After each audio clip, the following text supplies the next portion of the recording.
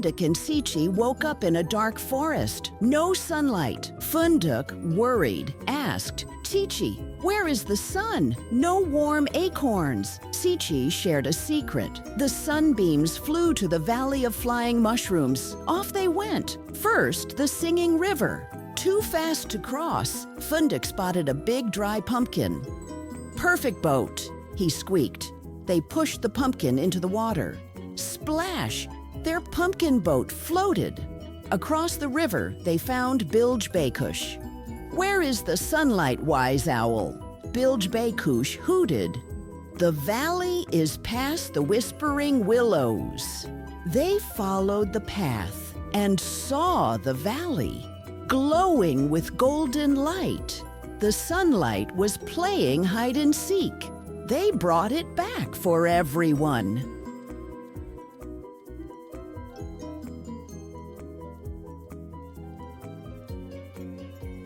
Can and Elif built a big sandcastle on the beach. They remembered their grandpa's old map. The map showed a mysterious lighthouse high on a hill. "Let's go," whispered Elif, excited. They followed a path into a tall green forest. The trees were so tall, they touched the sky. Suddenly, a talking squirrel popped out. "Squeak, squeak, can I help you?" it asked. The squirrel guided them through secret paths, chattering happily about the forest. Finally, they reached the ancient lighthouse. It stood tall against the bright blue sky. Inside, they found a dusty old room. A small, shiny key lay on a table. What could it open? The squirrel pointed to a small hidden chest. The key fit perfectly. Click-clack. Inside, it wasn't gold, but sparkling seeds. They planted them around the lighthouse. Soon, beautiful glowing flowers bloomed. The lighthouse shone brighter, guiding all friends home.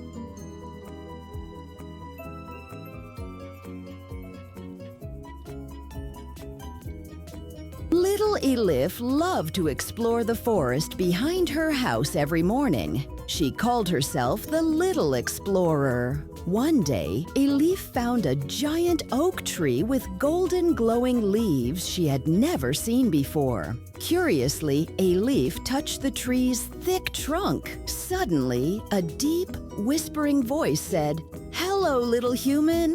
Elif looked around, startled, but saw no one. "Who spoke?" she asked, her voice trembling. "It's me, Little Explorer. It's me," the tree replied. Elif's mouth fell open in amazement. It was a truly talking tree. The tree introduced itself as the Wise Oak, a keeper of forest stories. Elif spent the whole day listening to the Wise Oak's incredible tales of forest creatures. The Wise Oak taught her about the busy bees and the playful squirrels and the tiny ants. Elif learned that even the smallest creatures have important roles in the forest. Elif went home, her heart full of new friends and amazing stories. She couldn't wait to visit the Wise Oak again.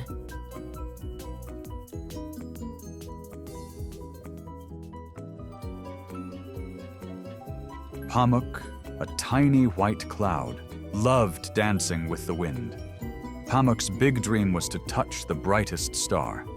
One evening, Pamuk floated up into the sky. "Where are you going, little cloud?" asked the kind moon. "I'm going to touch the brightest star," Pamuk whispered. The moon smiled. "Stars are very high, little friend." Pamuk kept floating, feeling the cold air around. Suddenly, a warm glow appeared, leading Pamuk on. Pamuk found the star, not to touch, but to shine nearby. Pamuk learned that sharing light is even better.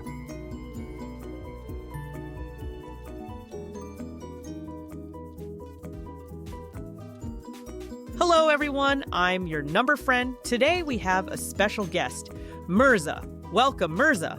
Today we'll go on an adventure to find numbers from 1 to 10. Are you ready? Great. Let's begin. Mirza, look at your toy box. Let's count the toys inside. Wow, We found 1 teddy bear, 2 building blocks, and 3 cars. So many toys. Next, let's find the windows.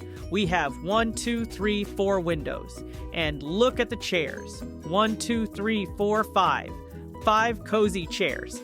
In the kitchen, we have 6 plates and 7 cups. Perfect for a party. Let's find the cushions. 8 on the sofa and 9 on the comfy armchair. And finally, 10 fingers on my hands. We counted all the way to 10.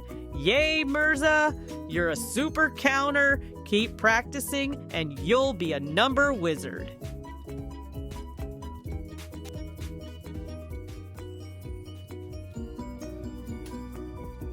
Mirza and Baba are getting ready to explore the forest, looking closely at maps and a compass. What an adventure! They begin their journey deep into the forest. Wow, look at those big trees. They carefully look around. "Hello, little birds," says Mirza to the beautiful birds and friendly animals. Suddenly, 2 magnificent horses appear, their coats shimmering in the sunlight. Mirza and Baba gently climb onto the horses. This is going to be so much fun. With a gentle trot, they ride deeper, exploring all the forest's secrets. They discover a hidden waterfall, its water sparkling like diamonds. Mirza spots a family of deer drinking from a quiet stream. Shh, be very still. After a day of amazing discoveries, they head home, happy and full of stories. What a wonderful adventure Mirza and Baba had in the magical forest.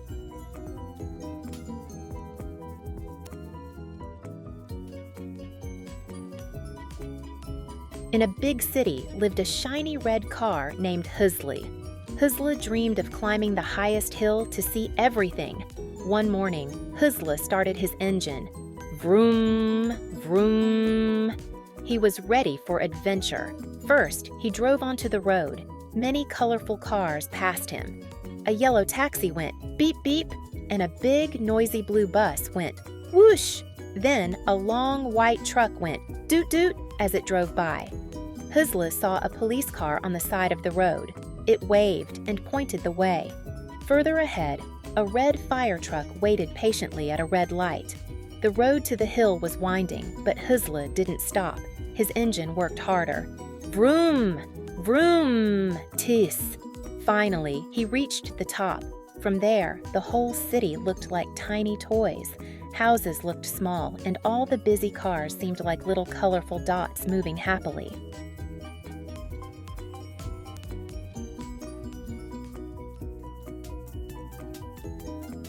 Hello, little explorers. Today, we're visiting sweet animal friends on the farm and in the forest. Are you ready to guess their sounds? Who is this? A big, spotted friend. Yes, that's right. It's a cow. Cows give us milk and say, "Moo!" And this, soft, fluffy, and with a tail that wags. Yes, it's a cat. Cats love to play and make a sound like this. Meow. What about this one? It loves to roll in the mud and says, "Oink, oink." It's a pig. Pigs are so much fun and always say, "Oink, oink." Now let's go to the forest. Who lives here and likes to roar? Roar. It's a lion. Lions are kings of the jungle and say, "Roar." And finally, a little friend that hops and says, "Ribbit, ribbit." Yes, a frog. Frogs love to jump and say, "Ribbit, ribbit." We learned so much today. See you next time.